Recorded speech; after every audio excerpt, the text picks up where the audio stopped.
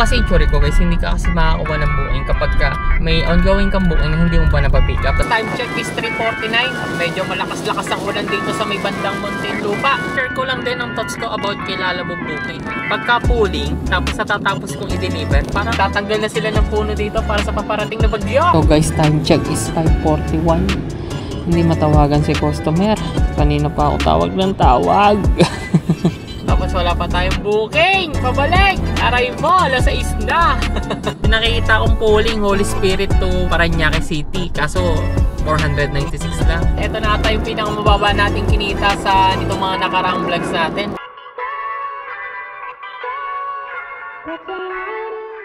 Time check is 1:17 at may nakuha tayong booking which is ayan.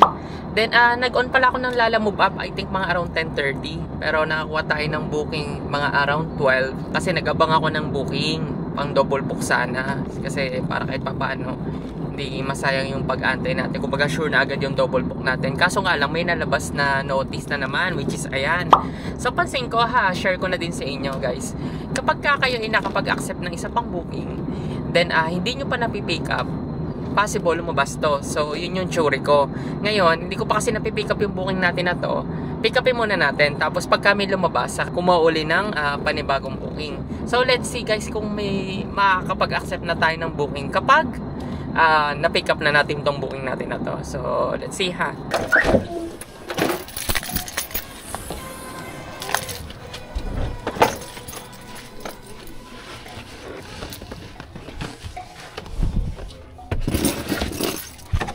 Yung cellphone na may number niya. Okay po. Pa-advise nyo na lang po na palitan para sa next pick up. Thank you po. Thank you po. Guys, time check is 1:51 at natapos na natin tong i-load.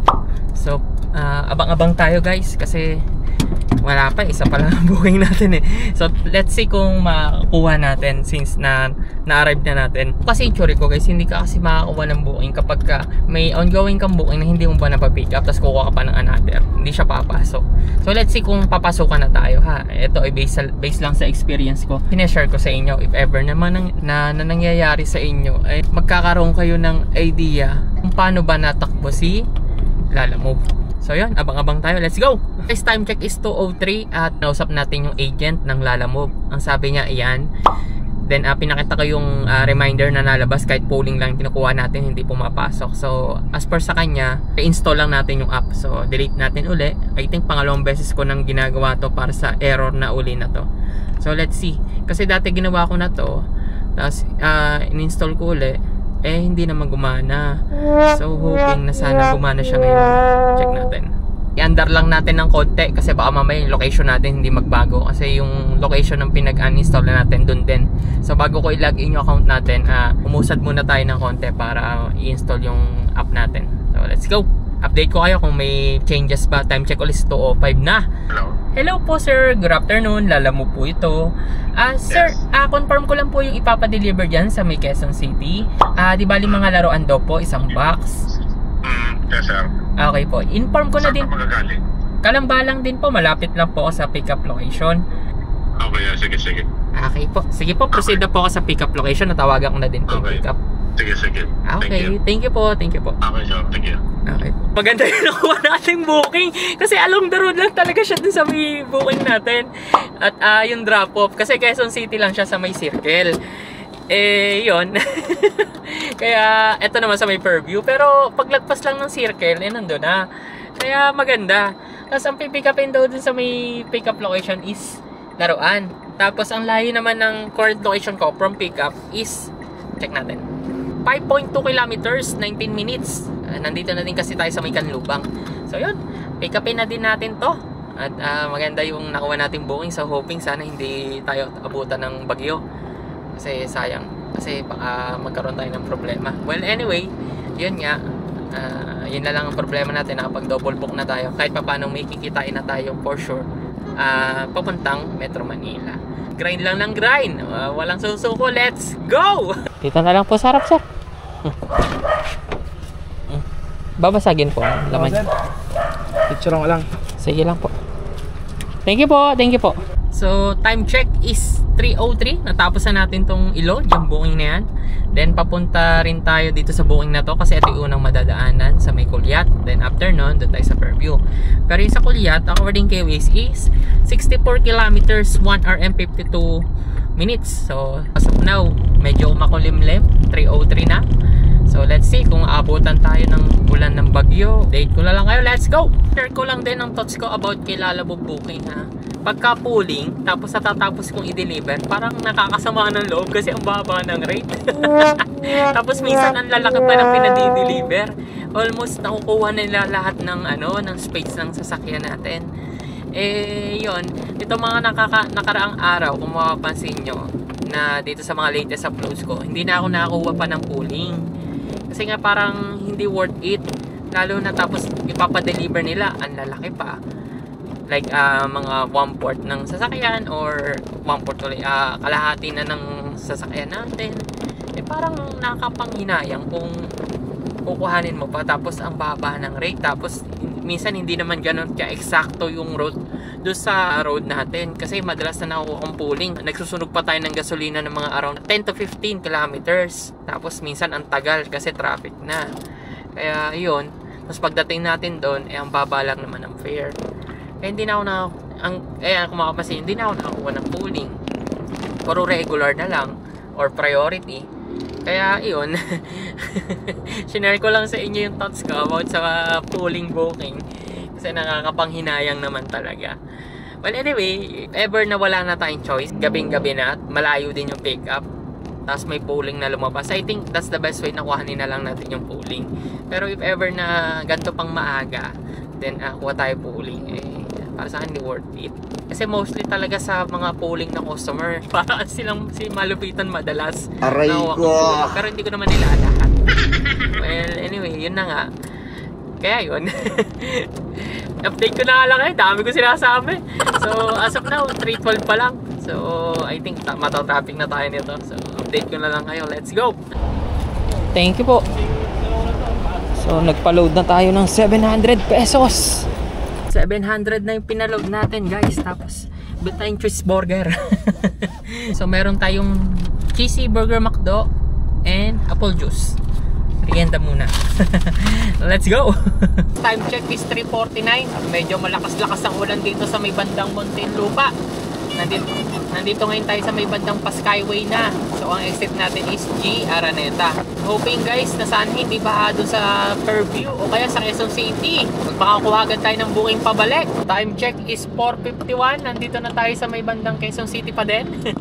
Nagtatanggal na sila ng puno dito para sa paparating na bagyo. Ayan yung mga puno dyan. Kapansin nyo, tinatabas-tabas na nila kasi malakas daw ang for typhoon.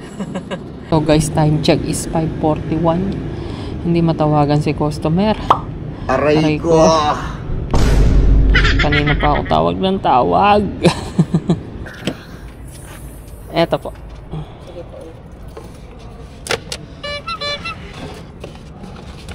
Magana lang na ma'am. Pasok ko na po sa loob ma'am. Doon po sa may entrance ma'am. Wait lang po ma'am.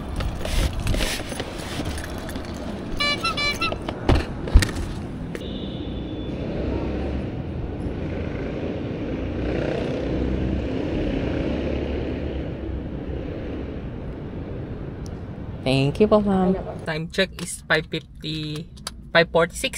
Natapos na natin itong booking natin na to. Tawagan na din natin si customer. Hello? Hello po sir, good evening. Lalamove po. Sir, hindi ko kasi matawagin yung number sa drop off. Inform ko lang po kayo ng mga around 20 to 30 minutes. Nandiyan na po ako sa drop off. Nandito na po ako sa may Commonwealth. Sige po. Yung ano po ba to? Galing dito sa, Inlaruan? Apo. Sige. Sabihan ko na lang siya, sir. Text ko. Apo. Paso yun na lang po. Thank you. Okay po, thank you po. Okay. Dito tayo sa may Commonwealth. At ang oras ngayon is mag-aalas 6 na. Bumper to bumper ang traffic dito. Tapos wala pa tayong booking. Pabalik! Aray mo, alas 6 na. Siguro kukuha na tayo ng mga 10 km above the pick up. Let's see. Kasi wala namang nalabas Kanina pa ako nag-aabang mahirapang gumapang dito if ever. So paubos na rin ang nagbo-book since nag-uwi na yung mga tao. Update ko kayo kung makakauwi ba ako ng may booking or gapang. Let's go! Lalamog po. Good evening po. Eto. Thank you po. Thank you po. Time check is 6:41. Natapos na natin tong booking natin na to. So ngayon wala pa tayong booking. May nakikita akong polling Holy Spirit to Parañaque City. Kaso 496 lang. Tapos nakalala credit pa. Masyadong mababa to. Tapos traffic. Ayaw ko muna siyang kuhanin. So let's see, baka magbago yan. If ever na mag-regular, kukuhanin ko. Update ko na lang kayo kung anong oras ako makakuha ng booking. As of now, wala tayong booking, guys. So, aray ko, makakauwi kaya tayo. Let's see. Ako na naman ang magiging lab rat nyo. Ang oras ngayon uli is 6:42. So, let's go. Time check is 7:48. May nakuha tayong booking, which is ayan. So, while waiting, nabili muna ako sa Dali ng mga pangkailangan sa bahay. Kasi nanghinayang ako sa oras na nakatambay lang ako. So, naghanap ako ng Dali. Meron naman akong nakita. Siguro mga around 500 meters lang doon sa pinag-drop pa natin. Mabait naman si sir kasi sabi niya, bibigyan na lang daw niya ako ng 1.5. Tapos, bahala na ako sa toll pay kung magkano yung i-leles ko. Kasi sa Caloocan North ang pick up. Tapos, dito sa may Kabuyaw ang drop off. So, bahala na ako. Di, okay. All goods para sa akin. According kay Waze pala, makarating tayo doon ng 16 minutes. 3.1 kilometers. Pick upin na natin to. Let's go!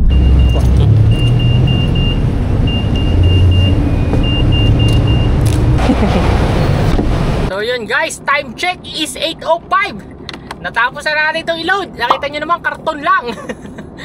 As of na, wala nang nalabas sa booking kasi alas 8 na. So, pinapadaan tayo sa may NLEX. Okay lang. Nagbigay naman si sir ng 1.5 eh. Magkano kaya? Ang fee lang naman nilalamove is 820. May pang toll fee tayo ng mga around, I think 700. Yaman ni sir.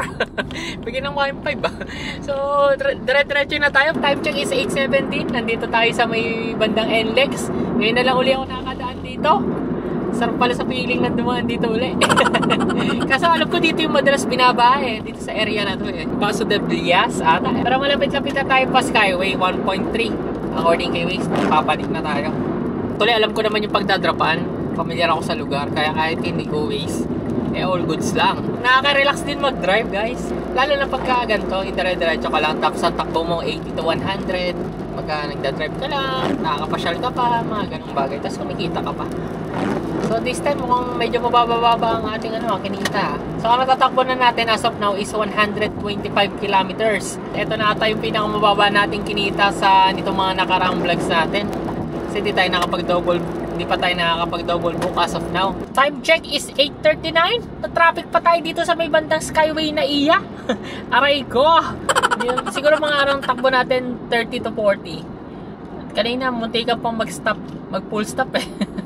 Hanggang sukat to Bikutan ata ang traffic. Aray mo! Bakit? Anong nangyari dito sa may bandang Skyway? Good evening po. Dito po ba kay... Good evening po. Dito po ba yung... Di ko kasi matawagan. Lalamove po. Hello sir. Sir, nandito na ako sa San Miguel. Ngayon... Sa Ginebra. Ginebra. Kaso, nakauwi na daw si sir. Paiwan na lang sa guardhouse kung pwede. Wana ko na lang? Okay po. Sige. Sige po. Ito po pipicture ako po. Sige sir, salamat. Time check is 9:39. Natapos na natin tong booking natin na to. All goods kahit pa paano. So according dito sa nababasa kong kinita natin, kumita tayo ng sa last video. Pagka mawala sa last video, papagas lang ako. Let's go! So ayun guys, eto na yung summary ng kinita natin for this vlog, which is eto siya. Yan. So 2,071. Then add natin yung tip na na-receive natin sa last customer natin. I think yun yung natatandaan ko, yun lang yung nagbigay. Ang total na less na yung toll is 125. So kasi 1.5 ang bigay niya, tapos bahala na daw ako doon. Dumaan na din ako ng Skyway. So dumaan na to hindi, nakadepende na lang doon sa magiging less. Dumaan na ako ng Skyway since nagwo-worry ako baka mamaya abutan ako ng bagyo matindi, bumaha sa Metro Manila. Kaya nag-toll na tayo. So hindi natin na-maximize yung income. So ang natira na lang is 125. Medyo malaki yung naging toll na sa 500 plus. From Caloocan North to Silangan exit. Ito naman yung mga dapat natin ni-less. Yan. Yung 79, yan yung binili natin na snack, parang mix and match ng McDo. Then yung 300, car maintenance. Tapos yung 800, ito yung pinanggas natin. Actually, ang gas lang natin is nasa around 760. Pina 800 ko na para iwas barya. So, yun siya. Yan, mabigat kasi sa bag eh. Tapos, ito naman yung tinakbo natin. 197.9. Then, yung KPL natin is 13.52. So, all goods. Maganda yung naging takbuhan natin kahit papaano. Although, ang kinita lang natin na less na ang dapat i-less is 1,017. So, medyo mababa to. I think ito na yung pinakamababa na nakinita natin nitong mga nakaraang vlogs natin. Kasi hindi naman nababa sa 1,4 to 1,5. This time, naging 1,000 tayo. 1,017 lang. Nag-start tayo ng mga around, I think, 11 or 12. Then, time check is 10:45 na. So, 1,000 lang ang kinita natin. Pero, pwede na. Pwede na. At least kahit pa paano meron. Then, yun. If ever na gusto mo yung mga gantong vlog, so huwag mo kalimutang mag-subscribe. Ayan, papi. So, para naman tuloy-tuloy ang pag-edit natin ng video. And if ever naman na gusto mong maging isang part-time Lalamove driver, lalagay ko na lang yung link sa description. Madali lang mag-apply. Basta kompleto ko sa requirements. Within a week lang magkakaroon ka na account. So, check mo yung requirements nandyan sa link sa description. If ever din na gusto mo yung mga car accessories na ginagamit ko, like car fan, cellphone holder, yung mating natin sa pangsapin, lagay ko na lang yung link sa description. Check mo na lang, yan yung usually gamit ko, as well as yung pang vlog na din natin. Again, papi, maraming salamat sa walang sawang pagsuporta sa channel natin, and I hope na kahit pa paano may natutunan ka for this vlog, kahit konti lang yung kinita natin. Siyempre, hindi naman araw-araw na laging mataas kahit pa paano yung kita natin. So, kailangan din natin i-vlogs yung medyo mababa natin kita. Maraming salamat sa time mo. Ito na yung pinakahihintay nyo. Ciao! Maraming salamat sa panonood! Shout out sa inyong lahat!